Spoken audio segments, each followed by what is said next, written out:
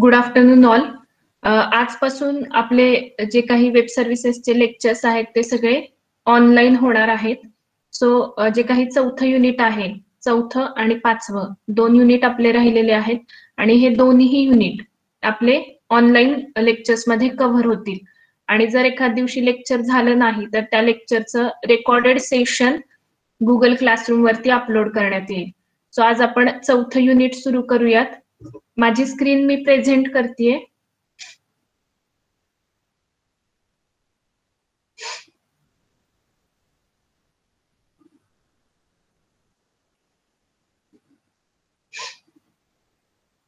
Presentation visible आहे का? Mic on करून उत्तर द्या. Yes miss. ओके. नेटला जर काही प्रॉब्लेम आला तरी कनेक्टेड राहा किंवा तसा व्हॉट्सअपला मेसेज टाका, कारण प्रेझेंटेशन ऑन केल्यानंतर लक्षात येत नाही नेटवर्क इश्यू आला तर. सो जरी डिस्कनेक्ट झालं तरी तुम्ही कंटिन्यू थांबा, एक 5 मिनिटात नेटवर्क इश्यू सॉल्व्ह केला जाईल. ओके. सो आज आपण चौथं युनिट सुरू करतोय, describing and discovering web services.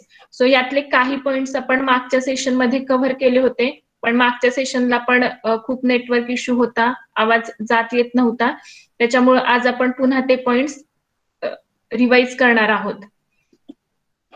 So universal description, discovery and integration याचा शॉर्ट फॉर्म काय आहे?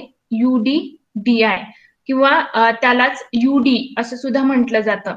म्हणजे तुम्ही प्रनाऊन्स करताना तुम्हाला हवं ते तुम्ही प्रनाऊन्सिएशन घेऊ शकता. UDDI म्हणा किंवा UD म्हणा, दोन्हीही चालेल. जसं विजडलचं WSDL ला आपण विजडल म्हणतो, त्याचप्रमाणे UDDI ला काय प्रनाऊन्स केलं जातं? UD.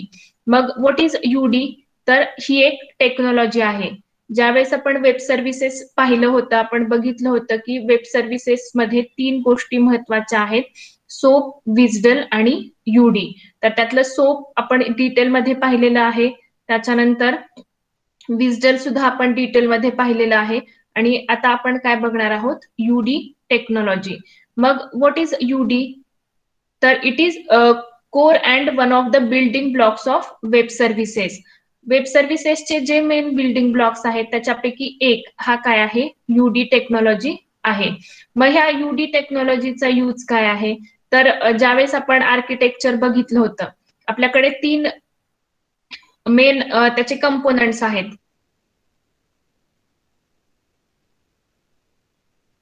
तर आपली रजिस्ट्री आहे, ज्या ठिकाणी काय एखादा बिझनेस प्रोव्हायडर आहे तो काय करणार आहे? त्याचा बिझनेस तिथे रजिस्टर करणार आहे, आणि जो काही कंझ्युमर आहे तो त्या रजिस्ट्री थ्रू काय करणार आहे? त्याचा डेटा, त्याला जी वेब सर्व्हिस हवी आहे ती तो काय करणार आहे? सर्च करणार आहे. मग UDचं ऍक्च्युअल वर्किंग काय आहे? तर त्याची डेफिनेशन बघा. UD enables businesses providing services to register information to enable the discovery of their services and business profile by prospective customers and or partners. ज्यावेळेस एखादा प्रोव्हायडर असेल, त्याची वेब सर्व्हिस असेल, तर ती त्याला रजिस्टर करणं आवश्यक आहे. जर रजिस्टर केली नाही तर इतर कस्टमर्सला किंवा इतर कन्झ्युमर्सला ती विजिबल होणार नाही किंवा ती ऍक्सेसिबल नसणार आहे. प्रत्येक गोष्टीसाठी एक स्टँडर्ड किंवा एक सिस्टीम ठरवलेली असते. मग त्याच पद्धतीने जर एखाद्याला वेब सर्व्हिस ऍक्सेस करायची असेल तर त्यासाठी आधी ती एक्झिस्ट असणं आवश्यक आहे, आणि जरी एक्झिस्ट असली तरी ती रजिस्ट्रीमध्ये रजिस्टर्ड असणं आवश्यक आहे. विदाउट रजिस्ट्रेशन ती वेब सर्व्हिस कोणत्याही कन्झ्युमरला फाइंड आउट होणार नाही. मग त्यासाठीच ही UD टेक्नॉलॉजी वापरली जाते. मग ह्या UD टेक्नॉलॉजीचे वेगवेगळे व्हर्जन्स आहेत: 1.0, 2.0, 3.0. सो लेटेस्ट काय आहे? 3.0. व्हर्जन्स म्हणजेच काय? जसे जसे इम्प्रूव्हमेंट्स येतात, जसे जसे टेक्नॉलॉजी चेंज होते किंवा ऍडव्हान्समेंट्स येतात, त्याप्रमाणे त्या चेंजेस काय केले जातात? इम्प्लिमेंट केले जातात. मग ह्यांचं जर तुम्हाला अजून माहिती हवी असेल किंवा ऍक्च्युअल कशा प्रकारे वर्किंग होतं, काय काय असतं, तर त्यासाठी यांची ऑफिशियल वेबसाईट सुद्धा आहे, www.uddi.org. तर तुम्ही वेळ असेल तेव्हा काय करा, त्या वेबसाईट वरती व्हिजिट करा. त्या ठिकाणी तुम्हाला वेगवेगळ्या स्ट्रक्चर बघायला मिळेल. यांची ऑफिशियल साईट आहे. जर आता जरी बघायचं झालं तरी आपण बघू शकतो.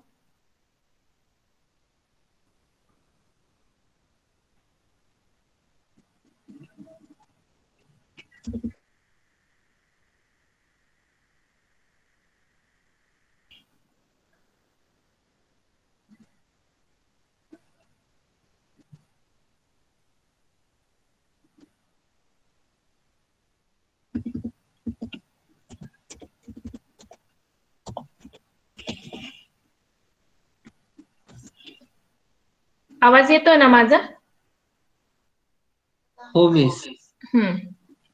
सो तुम्ही स्वतः तर बघाच, पण ह्या ठिकाणी मी तुम्हाला ते पेज ओपन करून दाखवलेलं आहे. स्क्रीन विजिबल आहे? हो. हा, तर बघा UDDI.xml.org अबाउट धिस साईट आहे. आता डिटेल आपण काही इथे बघणार नाहीये, पण तुम्हाला जेव्हा निवांत वेळ असेल चेक करा. ह्या ठिकाणी त्यांचं होम पेज आहे, विकी नॉलेज बेस आहे, news, events, product, services, resources, testimonial, forums आहेत, ब्लॉग्स आहेत. सो ह्या सगळ्या गोष्टी तुम्ही या ठिकाणी काय करू शकता, चेकआउट करू शकता. सगळे डिटेल्स म्हणजे ह्याच्यामध्ये जे काही चेंजेस असतील किंवा ज्या काही गोष्टी आहेत, कोणत्या सर्व्हिसेस प्रोव्हाइड केल्या जातात, हे सगळे डिटेल्स तुम्हाला इथे मिळून जातील. किंवा ह्याच्याबद्दल एक्स्ट्रा इन्फॉर्मेशन तुम्हाला हवी असेल तर तुम्ही इथे बघू शकता. म्हणजे इथे बघा रिसेंट कंटेंट, म्हणजे त्याच्याबद्दल काही नॉलेज असेल किंवा एक्स्ट्रा ब्लॉग्स एखाद्या टेक्नॉलॉजीचे, हे सगळे तुम्हाला ह्याच्यावरती मिळून जातील. सो UD टेक्नॉलॉजीसाठी ही ऑफिशियल वेबसाईट आहे. आणि ही जी काही ऑफिशियल वेबसाईट आहे ती ऑल ओव्हर वर्ल्ड ऍक्सेप्टेड आहे. म्हणजे फक्त भारतातच ही वापरली जाते असं नाही. जिथे कुठे तुम्हाला वेब सर्व्हिस ऍक्सेस करायची असेल, कोणताही म्हणजे त्याला बॅरियर नाहीये. जिओग्राफिकल बॅरियर आपण जे म्हणतो, की म्हणजे कुठल्याही देशामध्ये कुठेही तुम्ही हे स्टँडर्ड्स यूज करू शकता. सो त्यासाठी त्यांचे जे काही स्पेसिफिकेशन्स असतील ते फक्त तुम्हाला काय करावे लागतात, फॉलो करावे लागतात. मग UDDI टेक्नॉलॉजी जी आहे तर ती actually it is a specification for distributed registry of web services. सर्वात महत्वाचं म्हणजे हे एक ओपन फ्रेमवर्क आहे अँड प्लॅटफॉर्म इंडिपेंडंट. हे डिपेंडंट नाही. ज्यावेळेस आपण वेब सर्व्हिसेस बघितलं होतं त्यावेळेसच मी सांगितलेलं की ऍक्च्युअल वेब सर्व्हिस ही जी टेक्नॉलॉजी आहे ती पूर्णपणे प्लॅटफॉर्म इंडिपेंडंट आहे. कोणत्याही लँग्वेज मध्ये तुम्ही वेब सर्व्हिसेस डेव्हलप करू शकता. कोणत्याही लँग्वेज सोबत त्या काय करू शकता, कंबाईन करू शकता, इनकॉर्पोरेट करू शकता, मर्ज करू शकता. आणि यासाठी बेसिकली सोप, कोरबा किंवा जावा RMI प्रोटोकॉलचा यूज केला जातो. पण 90 to 95% सोप प्रोटोकॉल थ्रूच काय केलं जातं, कम्युनिकेशन केलं जातं. मग ते RPC ओरिएंटेड असेल किंवा मेसेज बेस्ड असेल, कोणत्याही प्रकारे जशी त्या ऍप्लिकेशनची रिक्वायरमेंट असेल त्या पद्धतीने काय केलं जातं, हे कम्युनिकेशन केलं जातं. त्याच्या व्यतिरिक्त विजडल आणि UDDI कंबाईनली काम करतात. It uses WSDL to describe interfaces to web services. Web सर्व्हिसचे जे काही इंटरफेसेस आहेत ते डिस्क्राईब करण्यासाठी काय केलं जातं, विजडल टेक्नॉलॉजी वापरली जाते. जर तुम्हाला स्ट्रक्चर आठवत असेल तर प्रोव्हायडरकडे काय असतं, सर्व्हिस आणि सर्व्हिस डिस्क्रिप्शन. आणि त्यातलं सर्व्हिस डिस्क्रिप्शन तो काय करतो, रजिस्ट्रीमध्ये पेस्ट करतो किंवा रजिस्ट्रीमध्ये सेव्ह करतो. सर्व्हिस त्या ठिकाणी सेव्ह केली जात नाही. फक्त जे काय असतं सर्व्हिस डिस्क्रिप्शन, त्याच्या रिलेटेड इन्फॉर्मेशन रजिस्ट्रीमध्ये काय केली जाते, स्टोअर केली जाते. मग त्याच्या रिलेटेड जे काही इंटरफेसेस आहेत ते जर डिस्क्राईब करायचे असतील तर त्यासाठी विजडल टेक्नॉलॉजी वापरली जाते. विजडल टेक्नॉलॉजीचा यूज करून हे इंटरफेसेस डिस्क्राईब केले जातात. त्यानंतर जसं मगाशी सांगितलं की ज्यावेळेस आपण कंझ्युमर म्हणतोय किंवा प्रोव्हायडर म्हणतोय तर ते काय असणार आहे, पर्टिक्युलर ऑर्गनायझेशन असेल, कंपनी असेल, इंडिव्हिज्युअल असेल, कोणीही असेल, तर एकमेकांना फाइंड आउट करण्यासाठी काय केलं जातं, ह्या UDDI रजिस्ट्रीचा यूज केला जातो. कारण वेब सर्व्हिस ही कम्प्लिटली इंटरनेट बेस्ड आहे. ऑफलाईन वेब सर्व्हिसेस आपल्याला अवेलेबल नसतात. मग इंटरनेटवरती इंटरॅक्शनसाठी, इंटरनेटवरती कम्युनिकेशन करण्यासाठी किंवा आपण म्हणू शकतो की दे are the intermediate between consumers and providers. Consumer आणि प्रोव्हायडर ह्यांना कनेक्ट करण्याचं काम किंवा त्यांना कोणत्या सर्व्हिसेस अवेलेबल आहेत, कोणत्या सर्व्हिसेस नाही हे चेकआउट करण्यासाठी या रजिस्ट्रीचा खूप मोठा त्याच्यामध्ये रोल असतो.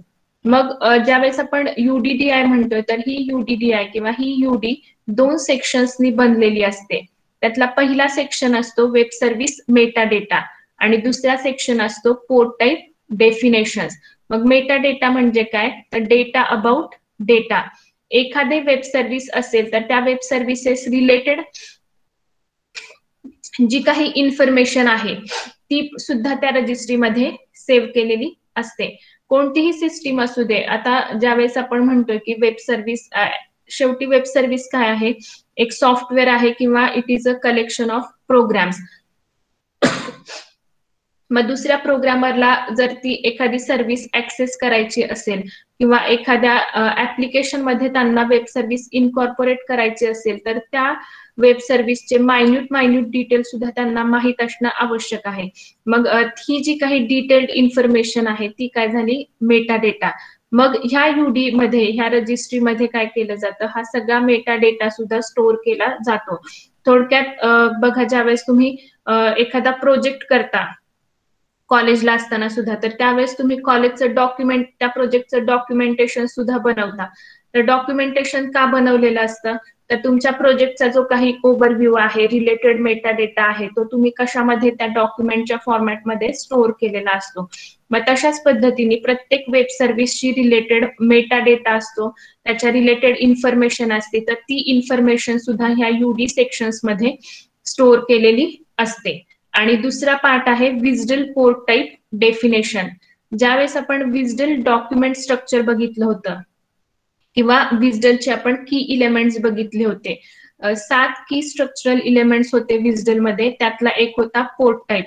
Port type represents address, represent multiple ऍड्रेसेस.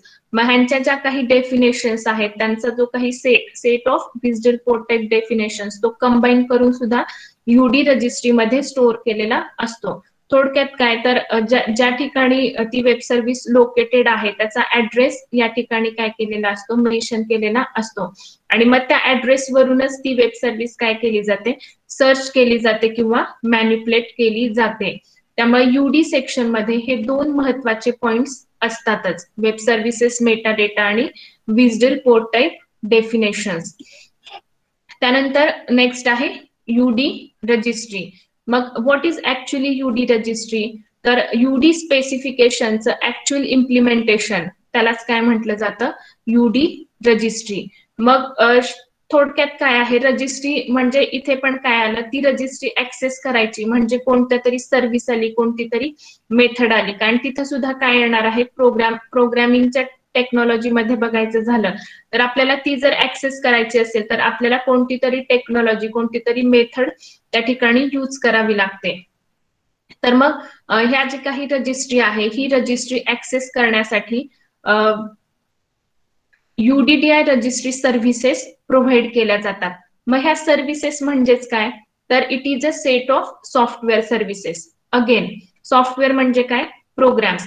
थोडक्यात काय की आता जेव्हा आपल्याला ही सर्व्हिस सुद्धा ऍक्सेस करायची आहे तर त्यासाठी सुद्धा बाय डिफॉल्ट किंवा त्या सर्व्हिसेस काय केलेल्या आहेत, ऑलरेडी अवेलेबल आहेत आणि त्यांचा यूज करून काय केलं जातं, ह्या UD रजिस्ट्रीज ऍक्सेस केल्या जातात. मग ह्या ऍक्सेस करताना मग त्याच्यामध्ये कोणतीही ऍक्टिव्हिटी तुम्ही परफॉर्म करू शकता किंवा कोणतंही टास्क तुम्ही परफॉर्म करू शकता. UD रजिस्ट्री म्हणजे ऑथेंटिकेट करणं, ऑथराईज करणं, याचाच अर्थ काय की तुम्हाला तिथे क्रेडेन्शियल्स लागतील, लॉग इन नेम, पासवर्ड असेल किंवा ऍक्सेस परमिशन्स असतील. सगळ्यांना सगळ्या गोष्टींचा ऍक्सेस असेल असं नाही. लॉगिंग रिक्वेस्ट असेल किंवा कदाचित कधी कधी टायमिंग थ्रू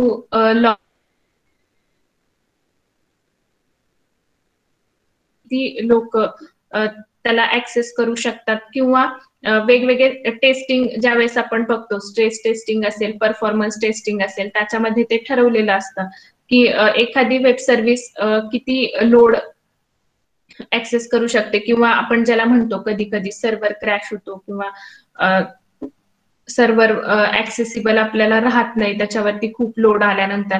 मग ह्या अशा सगळ्या फॅक्टरसाठी वेगवेगळ्या सर्व्हिसेस अवेलेबल आहेत. सो ज्या पद्धतीची रिक्वायरमेंट असेल त्या पद्धतीने या सर्व्हिसेस वापरल्या जातात. प्रत्येक सर्व्हिससाठी वेगवेगळं फंक्शन अवेलेबल आहे आणि त्यानुसार ते फंक्शन्स काय केले जातात, यूज केले जातात. मग ज्यावेळेस आपण युडी रजिस्ट्री म्हणतोय, तर ज्यावेळेस आपल्याला हे पब्लिक रजिस्ट्रीमध्ये काय करावं लागतं, सुरुवातीला आपल्याला स्टोअर करावं लागतं. आणि ही जी काही सगळी इन्फॉर्मेशन आहे ती कुठल्या फॉर्मॅटमध्ये इम्प्लिमेंट केली जाते, तर कॉमन XML फॉर्मॅट. आतापर्यंत मी अनेकदा सांगितलंय की वेब सर्व्हिसेस मध्ये ज्यावेळेस आपण कोणतंही डॉक्युमेंट म्हणतोय किंवा कोणताही डेटा म्हणतोय, तर तो स्टोअर करण्यासाठी XML हीच लँग्वेज वापरली जाते. तुमचा डेटा असेल, एखादी महत्वाची इन्फॉर्मेशन असेल, कोणतीही गोष्ट असू दे, तर स्टोरिंग साठी काय वापरलं जातं वेब सर्व्हिसेस मध्ये, एक्सटेन्सिबल मार्कअप लँग्वेजेस यूज केली जाते. आणि ज्यावेळेस आपल्याला ही वेब सर्व्हिस पब्लिश करायची आहे, आपण काय करणार आहोत, ती पब्लिक रजिस्ट्रीमध्ये पब्लिश करणार आहोत. पण सर्वात आधी आपल्याला काय करावं लागतं, तर युडी रजिस्ट्रीमध्ये ती काय करावी लागते, रजिस्टर करावी लागते. त्यानंतरच आपण काय करू शकतो, पब्लिक रजिस्ट्रीमध्येही स्टोअर करू शकतो. मग ज्यावेळेस आपण म्हणतो की युडी रजिस्ट्री आहे, तर ती 2 मोड वरती ऑपरेट होते. पहिला असतो पब्लिक मोड आणि दुसरा असतो प्रायव्हेट मोड. मग पब्लिक मोड म्हणजे काय, तर ज्यावेळेस आपण म्हणतो की रजिस्ट्री ही पब्लिक मोड मध्ये आहे, तर त्यालाच काय म्हटलं जातं, पब्लिक रजिस्ट्री. आणि ज्यावेळेस आपण म्हणतो प्रायव्हेट मोड, तर त्यावेळेस रजिस्ट्रीला काय म्हटलं जातं, प्रायव्हेट रजिस्ट्री.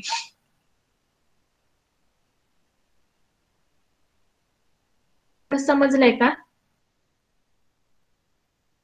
आवाज येतोय?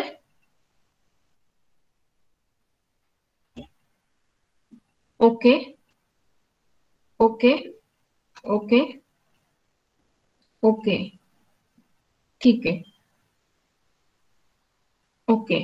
सो आता पुढे जाऊयात आपण. टाइप्स ऑफ रजिस्ट्री किंवा मोड्स ऑफ रजिस्ट्री हे तुम्हाला एक्झाम मध्ये विचारलं जाऊ शकतं.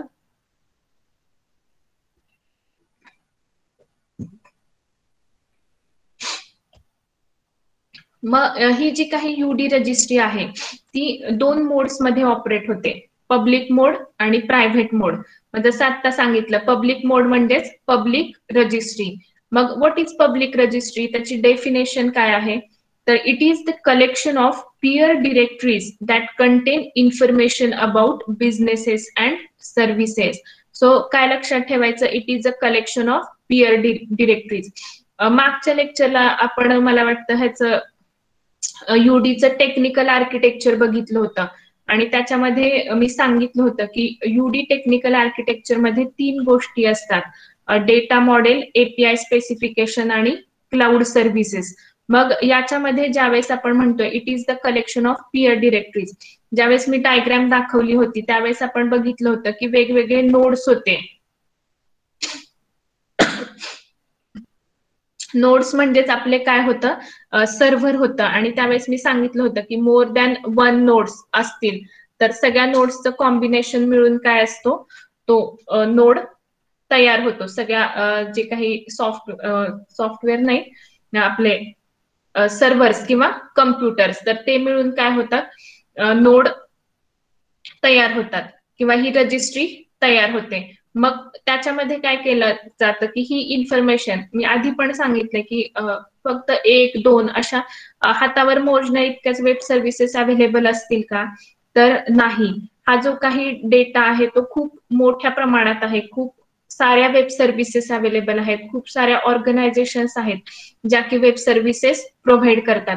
मग हे जेव्हा कधी स्टोअर केलं जातं, ते कसंही स्टोअर केलं जात नाही, ते अतिशय सिस्टमॅटिक वेनी स्टोअर केलं जातं. मग ते आता इथे त्यांनी सांगितलंय की डिरेक्टरीज मध्ये ही इन्फॉर्मेशन काय केली जाते, स्टोअर केली जाते. मग ती स्टोअर करताना पण वेगवेगळ्या गोष्टी असतील किंवा वेगवेगळे फॅक्टर्स लक्षात घेतले जातात. मग अजून काय सांगितलंय बघा, it locates services that are register at one of its peer nodes and facilitates the discovery of published web services. म्हणजेच काय की ज्यावेळेस एखादा कंझ्युमर एखादी वेब सर्व्हिस फाइंड आउट करणार आहे, 3 ऑपरेशन्स आपल्याला माहिती आहेत. फाइंड, बाइंड होतं आणि दुसरं कुठलं होतं, इन्व्होक एक होतं आणि रजिस्टर एक होतं. पब्लिश, फाइंड, बाइंड और इन्व्होक. तर आता याच्यामध्ये ज्यावेळेस एखादा कंझ्युमर सर्व्हिस लोकेट करणार आहे, लोकेट करणार म्हणजेच काय की तो रजिस्ट्रीमध्ये फाइंड आउट करणार आहे. तर जेवढ्या काही ह्या डिरेक्टरीज आहेत त्याच्यामध्ये ती काय केली जाईल, सर्च केली जाईल आणि त्याला जिथे त्याची इन्फॉर्मेशन मिळेल तिथून ती इन्फॉर्मेशन काय केली जाते, फेच केली जाते. म्हणजे थोडक्यात काय, आपलं जसं क्लायंट सर्व्हर आर्किटेक्चर वर्क होतं की क्लायंट सर्व्हरला क्वेरी पास करतो, मग सर्व्हरवरती जिथल्या सर्व्हरला तो डेटा असेल तिथून तो डेटा काय केला जातो, रिट्राईव्ह केला जातो.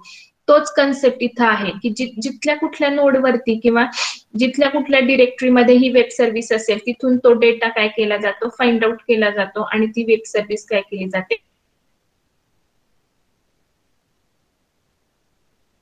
टायमिंग नंतर काय केला जातो, रिप्लिकेट केला जातो. कारण की वेब सर्व्हिस काय आहे, ऑनलाईन टेक्नॉलॉजी आहे. म्हणजे तुम्हाला जो रिअल टाइम डेटा त्याच्यातून जनरेट होतो, त्याच्यामुळे डेटा करेक्ट असणं गरजेचं आहे. त्यामुळे ठराविक काळानंतर काय केला जातो, हा डेटा रिप्लिकेट केला जातो. मग त्याचं जनरली स्टँडर्ड जर आपण बघायचं झालं तर दर 24 तासांनी हा डेटा रिप्लिकेट होतो. पण काही ठिकाणी आता 24 तास म्हणजे 1 दिवसाचं झालं, काही ठिकाणी अशी रिक्वायरमेंट असेल की तासाला अपडेट होत असेल. सो ते सुद्धा again depends on the data. कुठल्या प्रकारचा डेटा आहे त्याच्यावरती, कुठल्या प्रकारचा रिअल टाइम डेटा आहे त्याच्यावरती ते डिपेंड आहे. पण हाच तो काही सगळा डेटा आहे तो दर 24 तासाला तरी रिप्लिकेट केला जातो, जेणेकरून कुठेही इनकन्सिस्टन्सी येणार नाही. जनरेट होणारा डेटा हा करेक्ट असेल, एक्झॅक्ट असेल, त्याची अॅक्युरेसी अगदी 100% म्हणता येणार नाही, पण नियर टू 100% असणार आहे. सो रेग्युलर बेसिसवरती ह्या डिरेक्टरीज काय केल्या जातात, अपडेट केल्या जातात. डेटा रिप्लिकेट करणं म्हणजेच काय, तर तो डेटा थोडक्यात काय केला जातो, अपडेट केला जातो. मग ज्यावेळेस आपण पब्लिक मोड म्हणतोय किंवा पब्लिक रजिस्ट्री म्हणतोय तर ती कुणाकुणाला ऍक्सेसिबल असेल, तर आता त्याच्या नावामध्येच आहे. पब्लिकली ऍक्सेस म्हणजेच काय की कुणीही ती रजिस्ट्री किंवा तो डेटा ऍक्सेस करू शकतो, कुणीही त्या डेटाला क्वेरी करू शकतो, त्याच्यामध्ये जी काही इन्फॉर्मेशन आहे ती फाइंड आउट करू शकतो, पब्लिश करू शकतो. Public UDDI registry is available for everyone to publish और query the business and service information on the internet. मग ह्या ज्या काही पब्लिक रजिस्ट्रीज आहेत, they are the logical single system built upon the multiple UDDI registry nodes. जे मी आत्ताच तुम्हाला सांगितलं होतं की अनेक नोड असणार आहेत, एकच कम्प्युटर किंवा एकच सर्व्हर नसणार आहे आणि अनेक सर्व्हरला तिथे त्यांनी नोड म्हणलेलं आहे. मग हे अनेक नोड मिळून एक सिंगल सिस्टम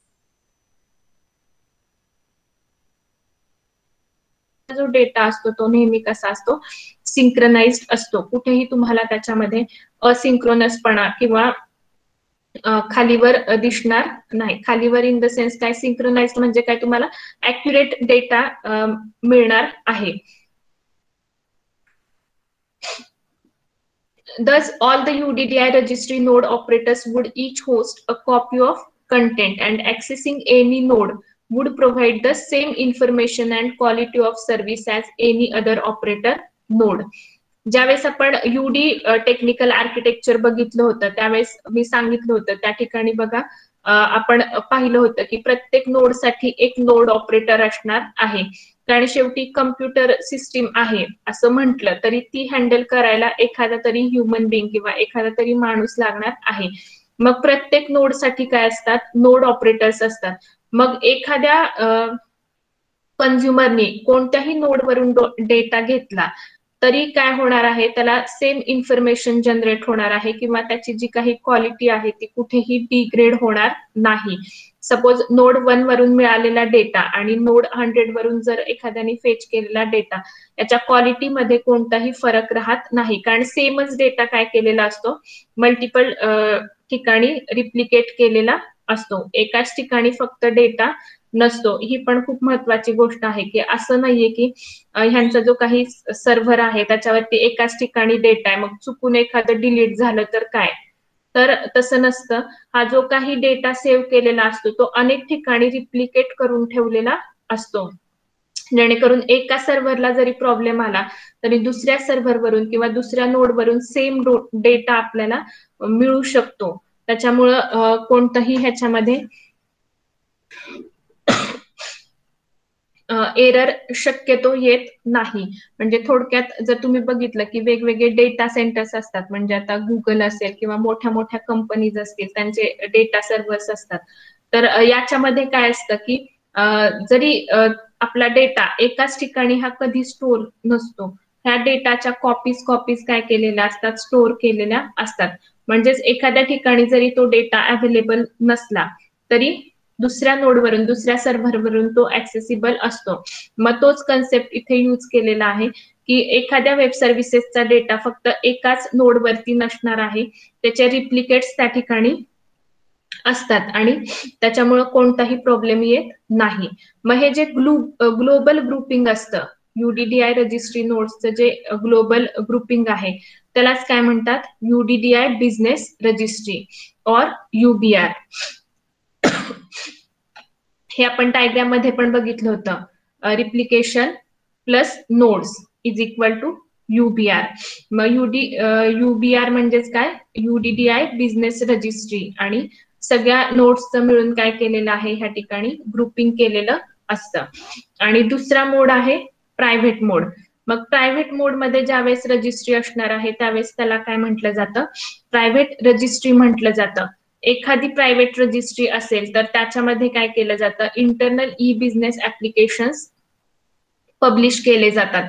म्हणजे थोडक्यात उदाहरण द्यायचं झालं तर जसं आपलं इंट्रानेट आणि इंटरनेट जर आपण बघितलं, कन्सेप्ट वेगळा आहे. म्हणजे इंटरनेट म्हणजे काय, पब्लिकली ऍक्सेसिबल असतं, आणि इंट्रानेट म्हणजे काय की पर्टिक्युलर ऑर्गनायझेशन फक्त पर्टिक्युलर गोष्ट ऍक्सेस करू शकते. मग तसाच प्रकार आहे की पब्लिक रजिस्ट्री असेल तर कोणी पण ऍक्सेस करणार आहे, पण जर प्रायव्हेट रजिस्ट्री असेल तर फक्त काय आहे, ठराविक लोक, ठराविक कंपनी किंवा ठराविक ऑर्गनायझेशनच काय करू शकतात, या रजिस्ट्रीज ऍक्सेस करू शकतात. आणि त्याच्यामुळे काय होतं की एक सिक्युअर एन्व्हायरमेंट त्यांना मिळतं किंवा एक प्रायव्हेट एन्व्हायरमेंट त्यांना मिळतं.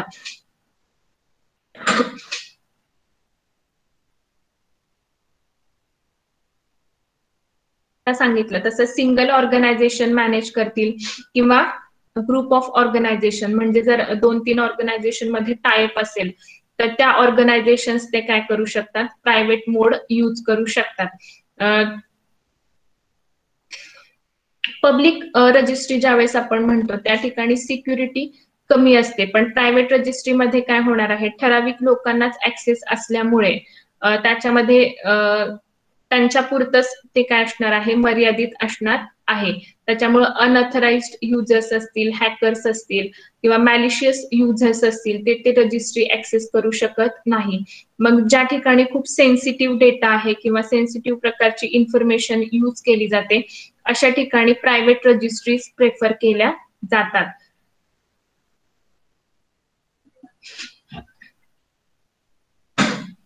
त्यानंतर what are the uses of UDDI registry किंवा UD रजिस्ट्री. तर कोणती पण UD रजिस्ट्री असली तर त्याच्यामध्ये 3 प्रकारच्या इन्फॉर्मेशन ह्या स्टोअर केल्या जातात. ऍक्च्युली हे स्पेसिफिकेशन मध्ये डिव्हायडेशन दिलेलं नाही, पण तरी सुद्धा एक थोडक्यामध्ये कशा पद्धतीने हा डेटा स्टोअर केला जातो, तर 3 टाइप्स मध्ये हा डेटा सेव्ह केला जातो, white pages, yellow pages and green pages.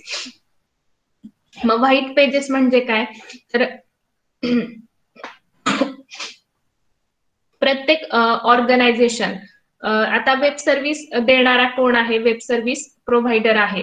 मग त्याची स्वतःची अशी कॉन्टॅक्ट इन्फॉर्मेशन असणार आहे, त्याचे स्वतःचे कंपनीचे आयडेंटिफिकेशन्स असणार आहेत. तर ते सगळं ह्या व्हाईट पेजेस मध्ये स्टोअर केलं जातं. फॉर एक्झाम्पल, जर तुम्ही कोणताही ऑर्गनायझेशन घेतली किंवा कंपनी घेतली तर त्यांचं एक पेज हमखास असतं, कॉन्टॅक्टर्स.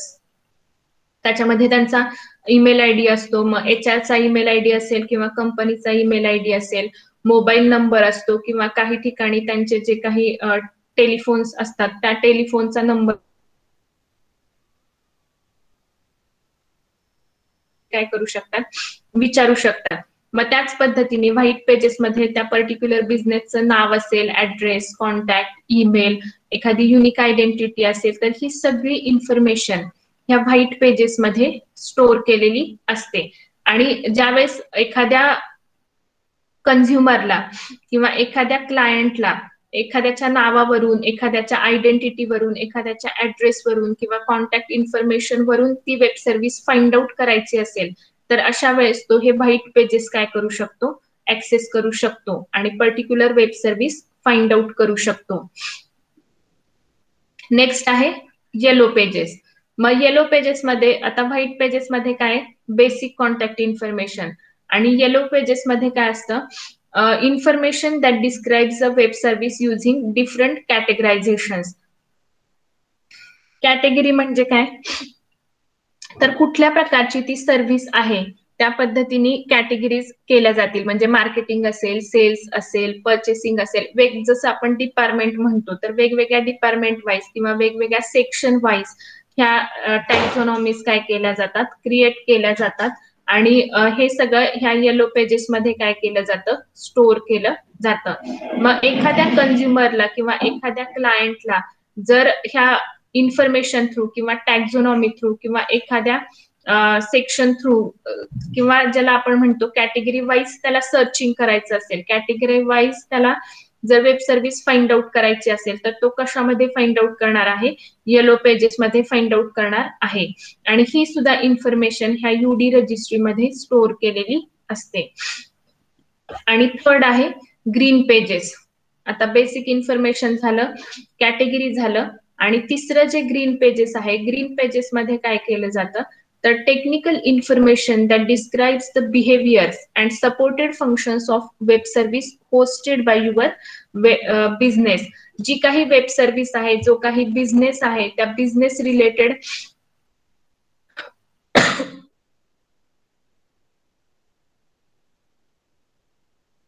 ते ह्या ग्रीन पेजेस मध्ये काय केलेले असतात, मेन्शन केलेले असतात.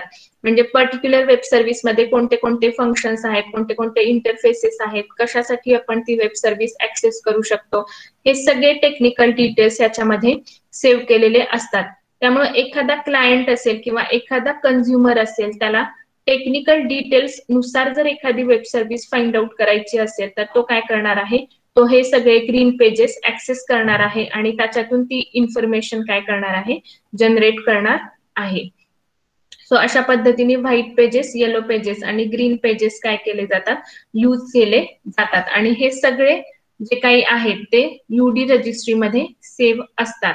मग ज्यावेळेस आपण आता नेक्स्ट पॉइंट काय आहे, UD स्पेसिफिकेशन. मग स्पेसिफिकेशन म्हणजेच काय, तर जे काही स्टँडर्ड्स ठरवण्यात आलेले आहेत, ते स्टँडर्ड्स कोणते कोणते ठरवण्यात आलेले आहेत किंवा UD मध्ये कोणते स्पेसिफिकेशन्स कन्सिडर केले जातात, ते आपण आता वन बाय वन बघणार आहोत. So what is UD specifications, तर it is project. UD project also defines a set of XML schema definitions that describe the data formats used by various specification APIs. These documents are all available for download at www.ud.org. जी मगाची आपण website बघितली होती www.uddi.org. तर ह्याच्यावरती हे सगळे specifications available आहेत आणि हे सगळे डॉक्युमेंट्सच्या फॉर्मॅटमध्ये अवेलेबल आहेत. मग त्याच्यामध्ये आपल्याला सगळे त्यांचे जे काही लेटेस्ट स्पेसिफिकेशन्स आहेत ते बघायला मिळतात. मग त्यातलं पहिलं डॉक्युमेंट आहे UD रिप्लिकेशन. मग व्हॉट इज UD रिप्लिकेशन, तर हे एक डॉक्युमेंट आहे. अगेन डॉक्युमेंट म्हणजे ही इन्फॉर्मेशन त्या डॉक्युमेंट मध्ये सेव्ह केलेली असते. मग युडी रिप्लिकेशन डॉक्युमेंट मध्ये काय सेव्ह केलं जातं, तर it describes data replication processes and interfaces. Data replicate करण्यासाठी ज्या प्रोसेसेस डॉक्युमेंट मध्ये सेव्ह केलेले असतात, to which a registry operator must conform to achieve data replication between sites. ज्यावेळेस आपण टेक्निकल आर्किटेक्चर बघितलं होतं, तर तुम्हाला आठवत असेल लेफ्ट साइडला काय होतं, XML स्कीमा होतं, डेटा मॉडेल होतं आणि डेटा रिप्लिकेट होऊन तो नोड्स मध्ये काय केला जातो, सेव्ह केला जातो. आणि रजिस्ट्री ऑपरेटर म्हणजेच इथे नोड ऑपरेटर आहे. मग ज्यावेळेस डेटा रिप्लिकेट करायचा आहे त्यावेळेस नोड ऑपरेटर असेल किंवा रजिस्ट्री ऑपरेटर असेल, त्यांनी हे डॉक्युमेंट रेफर करणं आवश्यक आहे. त्याच्यामध्ये जे काही स्पेसिफिकेशन्स दिलेले आहेत त्यानुसार तो डेटा काय केला पाहिजे, रिप्लिकेट केला पाहिजे. This specification is not a programmer's API. It defines the replication mechanism used among UBR nodes. UDDI business registry जी काही आहे, ते जे काही नोड्स आहेत त्याच्यामध्ये कशा पद्धतीने रिप्लिकेशन करायचं आहे, ते मेकॅनिझम कशा पद्धतीने वापरायचं आहे, त्याचे स्टँडर्ड्स आणि त्याचे रूल्स, त्याचे सगळे स्पेसिफिकेशन्स ह्या युडी रिप्लिकेशन डॉक्युमेंट मध्ये मेन्शन केलेले आहेत. It is not available for programmer. म्हणजे जसं आपण मागच्या वेळेस कोड बघितला होता, तर प्रोग्रामर साठी ही एपीआय अवेलेबल नाही. तर कुणासाठी आहे ही, कोणी ऍक्सेस करायची आहे ही, रजिस्ट्री ऑपरेटर्सनी किंवा जे नोड ऑपरेटर्स आहेत जे की पर्टिक्युलर सर्व्हर ऍक्सेस करतात त्यांच्यासाठी हे स्पेसिफिकेशन्स देण्यात आलेले आहेत.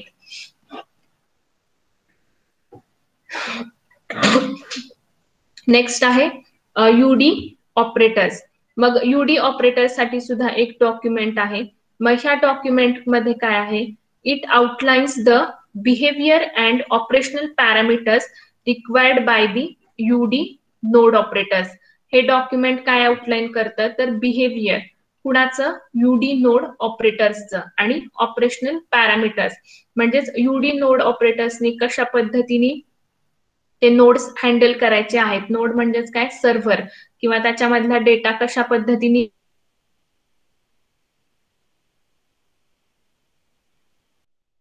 ते सगळे युडी ऑपरेटर डॉक्युमेंट मध्ये मेन्शन केलेले आहेत. This specification defines data management requirements to which operator must adhere. म्हणजेच काय, तर ऑपरेटर्सनी जे काही डेटा मॅनेजमेंटसाठी फॉलो करायच्या गाईडलाईन्स आहेत, ज्या काही स्पेसिफिकेशन्स आहेत, ते सगळे ह्या युडी ऑपरेटर डॉक्युमेंट मध्ये देण्यात आलेले आहेत. जसं मगाशी मी सांगितलं की डेटा आला आणि तो कसाही स्टोअर केला तसं होत नाही. ती स्टोअर करण्याची एक सिस्टीम आहे, ती स्टोअर करण्याचे वेज ठरलेले आहेत, म्हणजे त्यालाच आपण काय म्हणतो, स्पेसिफिकेशन.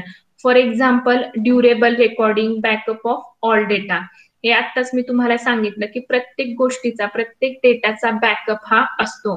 त्यांच्याकडून कोणतीही इन्फॉर्मेशन डिलीट होत नाही किंवा ती पुन्हा फाइंड आउट होणार नाही, असं होत नाही. एकदा का डेटा तुम्ही स्टोअर केला की तो मल्टिपल ठिकाणी त्याचा रिप्लिकेट केला जातो. म्हणजेच काय, त्यालाच आपण बॅकअप घेणं म्हणतो, की दुसरीकडे सुद्धा तो डेटा स्टोअर केलेला असतो. प्लस रेकॉर्डिंग असतील तर ते सुद्धा सगळ्या गोष्टी कशा पद्धतीने मेंटेन करायच्या हे सगळं ह्या युडी ऑपरेटर डॉक्युमेंट मध्ये सेव्ह केलेलं असतं. Again it is not a programmers API. म्हणजेच काय, तर हे ज्या काही गाईडलाईन्स आहेत त्या कुणासाठी आहेत, नोड ऑपरेटर्ससाठी आहेत. Private registries are not required to support it. Okay, private रजिस्ट्रीसाठी हे रिक्वायर्ड नाहीये, कारण ज्यावेळेस आपण प्रायव्हेट रजिस्ट्री म्हणणार आहोत त्यावेळेस त्या ठिकाणी त्यांचे वेगळे रूल्स असणार आहेत. कारण प्रायव्हेट रजिस्ट्री कोण ऍक्सेस करतं किंवा कोण तयार करतं, तर ठराविक कंपन्या किंवा ऑर्गनायझेशन, त्यांच्या नुसार ते रूल्स काय केले जातात, सेट केले जातात. नेक्स्ट आहे युडी प्रोग्रामर्स एपीआय. मग आता ह्या एपीआय मध्ये काय आहे, तर this specifications defines a set of functions that all UD registries support for enquiring about services hosted in a registry. and for publishing information about a business or a service to a registry. So ह्या programmers API मध्ये सगळे functions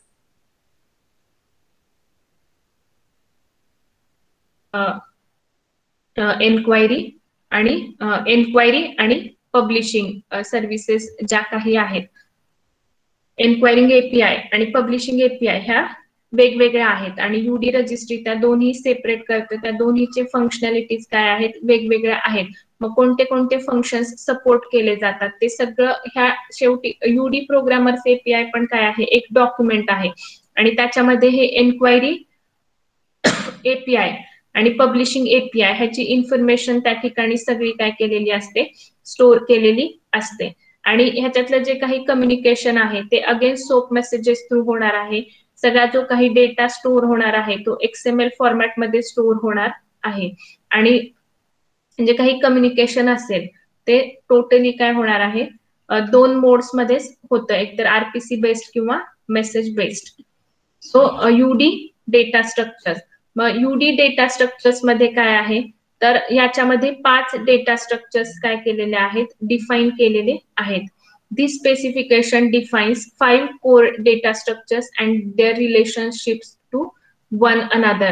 मग ज्यावेळेस आपण एखादी web service access करणार आहोत तर त्याचं डेटा स्ट्रक्चर म्हणजे काय, की डेटा कशा फॉर्मॅटमध्ये स्टोअर केला जातो. मग ते 5 वेज कोणते आहेत किंवा 5 डेटा स्ट्रक्चर्स कोणते आहेत तर ते पण आपण बघणार आहोत.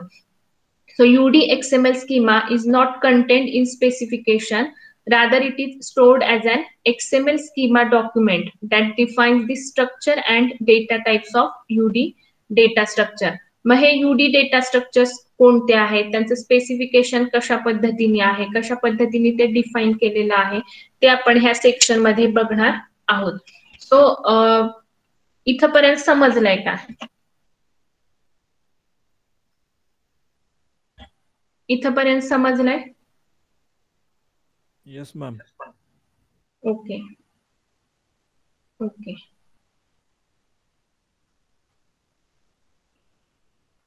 ओके. सो लेक्चर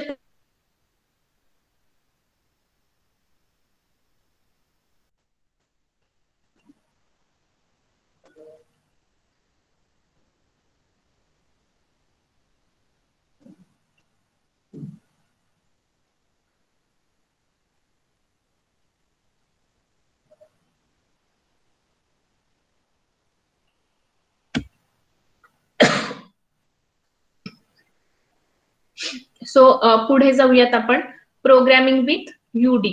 सो त्याच्यामध्ये सुद्धा आता आपण काय बघणार आहोत, तर जे आता सांगितलं ते डेटा स्ट्रक्चर बघायचंय आपल्याला आणि 2 APIs. ठीक आहे. सो प्रोग्रामिंग विथ यूडी मध्ये काय आहे, APIs युज्ड फॉर कम्युनिकेशन आणि data structures and categorisation support.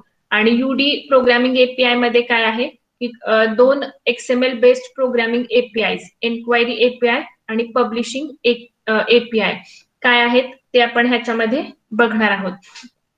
मग पहिली जी काही आहे ती एन्क्वायरी API.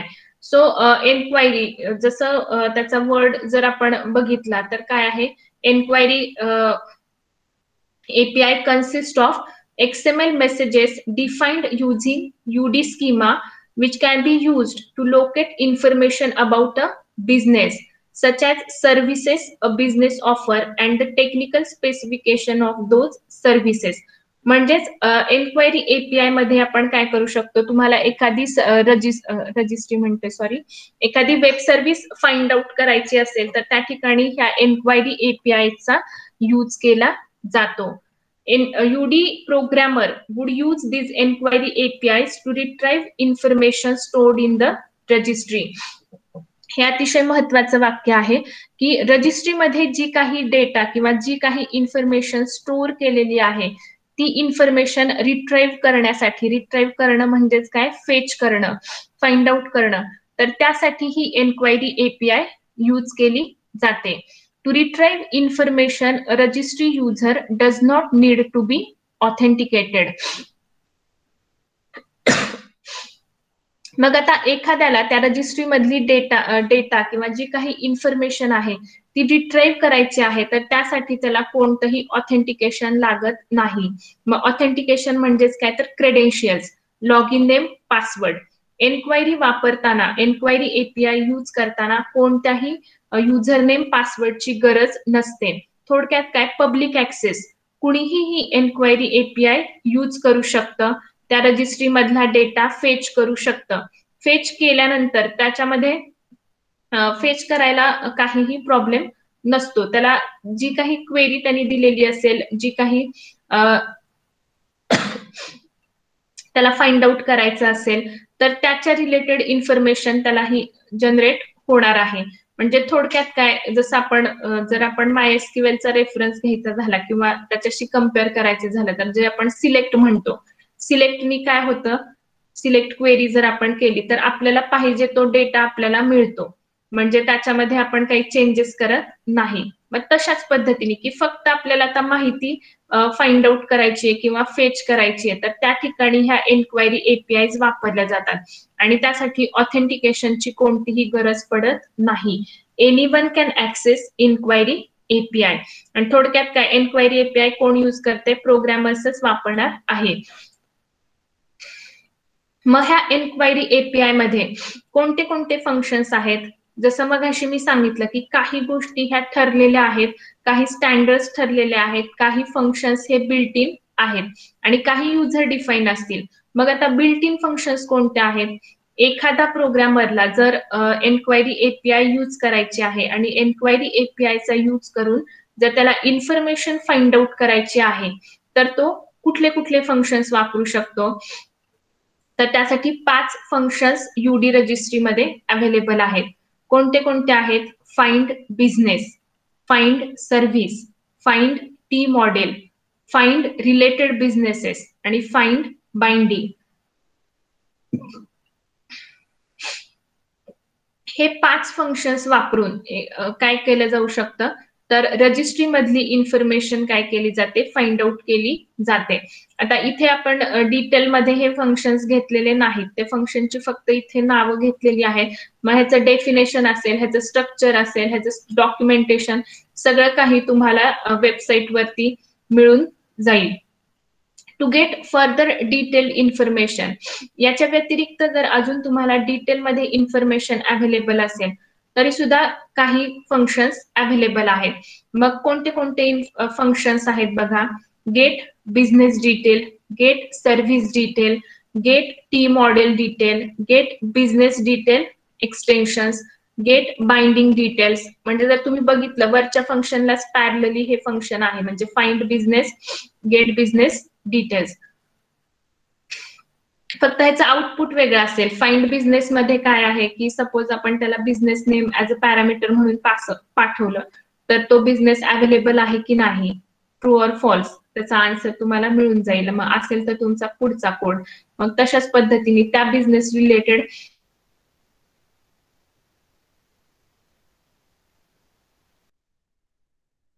यूज करू शकता.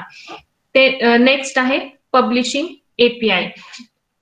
मग पब्लिशिंग एपीआयचा यूज काय आहे, एन्क्वायरिंग एपीआय कशासाठी आहे, तर to retrieve information stored in the registry. आणि पब्लिशिंग एपीआयचा यूज काय आहे, the publishing API consist of functions represented by UD schema which defines XML messages that can be used to create, update and delete information present in a UD registry. ठीक आहे. Publishing API मध्ये असे functions आहेत ज्यांचा use करून आपण काय करू शकतो, रजिस्ट्रीमध्ये नवीन इन्फॉर्मेशन क्रिएट करू शकतो, अपडेट करू शकतो, डिलीट करू शकतो. मग आता याच्यामध्ये जसं मगाशी आपण बघितलं की एन्क्वायरी एपीआय मध्ये ऑथेंटिकेशनची गरज नसते, पण ज्यावेळेस तुम्हाला एखादा डेटा अपडेट करायचा आहे, क्रिएट करायचा आहे किंवा डिलीट करायचा आहे, तर त्या ठिकाणी ऑथेंटिकेशन हे खूप गरजेचं आहे. म्हणजेच काय की तुम्हाला पर्टिक्युलर रजिस्ट्री ह्या गोष्टी करण्यासाठी, म्हणजे ज्याला आपण हे मेन जे फंक्शन्स आहेत ते परफॉर्म करण्यासाठी तुम्हाला युजर नेम पासवर्डची गरज लागणार आहे. Without credentials, without authorised permission तुम्ही त्या रजिस्ट्रीमध्ये चेंजेस करू शकत नाही. कारण ज्यावेळेस आपण डेटा फेच करतो त्या ठिकाणी तुम्ही कोणतंही मॉडिफिकेशन करणार नाहीये. त्याच्यामुळे तिथे कोणतीही नुकसान होऊ शकत नाही किंवा फ्रॉड होऊ शकत नाही. पण जर विदाऊट परमिशन तुम्हाला क्रिएट, अपडेट आणि डिलीट परमिशन दिली तर त्या ठिकाणी फ्रॉड होऊ शकतो किंवा मॅलिशियस युजर्स असतील, अनऑथेंटिकेटेड युजर्स असतील, ते मिसयूज करू शकतात. त्याच्यामुळं ज्यावेळेस तुम्हाला पब्लिशिंग एपीआय वापरायचे असतील तर त्यावेळेस ऑथेंटिकेशन म्हणजेच युजर नेम, पासवर्ड असेल किंवा अदर क्रेडेन्शियल्स हे आवश्यक असतात. And without permission you cannot create, update और डिलीट दी इन्फॉर्मेशन. मग जर एखादा प्रोग्रामर आहे ज्याला ही परमिशन आहे तर मग तो कोणते कोणते फंक्शन्स वापरू शकतो, तर खाली ते फंक्शन्स इथे स्पेसिफाय केलेले आहेत. हे सुद्धा डिफॉल्ट फंक्शन्स आहेत. Set publisher assertions, add publisher assertions, save T model, save service, save binding, save business. So हे जस्ट काही त्याच्यातले दिलेले आहेत. एवढे म्हणजे एवढेच नाहीत, तर अनेक फंक्शन्स त्याच्यामध्ये अवेलेबल असतात आणि ह्यांचा यूज करून तुम्ही काय करू शकता, इन्फॉर्मेशन ऍड करू शकता किंवा मॉडिफाय करू शकता. आणि जर तुम्हाला हवं असेल तर ती डिलीट सुद्धा करू शकता. डिलीट साठी सुद्धा परमिशन लागते. मग ह्या सगळ्या ज्या काही फंक्शन्स आहेत, आता हे डिफॉल्ट बाय डिफॉल्ट फंक्शन्स आहेत. याच्या व्यतिरिक्त प्रोग्रामर युजर डिफाईन फंक्शन सुद्धा त्या ठिकाणी मेन्शन करू शकतो. जसं आता ह्या ऍड आणि मॉडिफाय साठी हे 6 फंक्शन्स आहेत.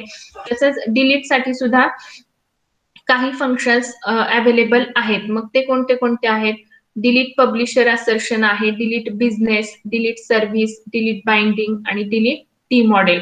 सो ह्या फंक्शन्सचा यूज करून प्रोग्रामर काय करू शकतो, तर पर्टिक्युलर क्वेरी लिहू शकतो. त्याला जी काही क्वेरी करायची असेल, ऍडिशनची असेल, मॉडिफिकेशनची असेल, डिलिशनची असेल, आणि त्या पद्धतीने ती गोष्ट काय केली जाते, परफॉर्म केली जाते. आणि जसं आता आपण बघितलं की पब्लिशिंग एपीआय मध्ये आपल्याला काय आहे, ऑथेंटिकेशन म्हणजे ज्यावेळेस तुम्ही एखादी रिक्वेस्ट करणार आहे तर त्या रिक्वेस्ट थ्रू तुम्हाला युजर नेम, पासवर्ड सुद्धा सेंड करावं लागणार आहे ऍज अ एक्सएमएल पॅरामीटर. मग ह्या ऑथेंटिकेशनचे डिटेल साठी सुद्धा 2 फंक्शन्स अवेलेबल आहेत, गेट ऑथेंटिकेशन टोकन आणि discard authentication token, auth token. ठीक आहे. सो यांचा यूज करून सुद्धा हे ऑथेंटिकेशन्स काय केले जातील, मॅच केले जातील. आणि जर ऑथेंटिकेट युजर असेल तरच हे फंक्शन्स परफॉर्म केले जातील. आणि ऑथेंटिकेटेड युजर नसेल तर ह्या ठिकाणी कोणतंही फंक्शन म्हणजे त्या ठिकाणी एरर येईल किंवा जो काही कोड त्या ठिकाणी असेल तो त्या ठिकाणी एक्झिक्यूट केला जाईल. सो इथपर्यंत समजलंय?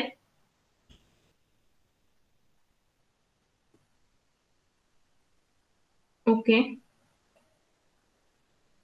ओके ओके ठीक आहे. सो